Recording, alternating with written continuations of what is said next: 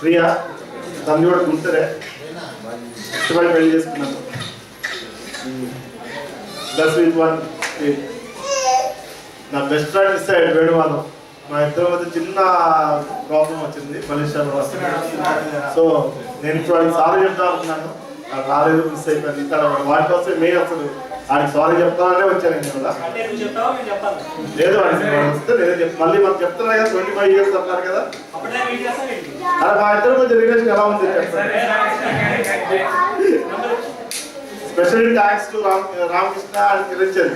కిరణ్ చంద్ కంటే ఎక్స్పెక్ట్ చేయలేదు నేను, నన్ను చూస్తాను అది చాలా ఇక్కడ చూస్తే ఎంత కలర్ నీళ్ళు వచ్చేసింది వాడిని చూసి అంత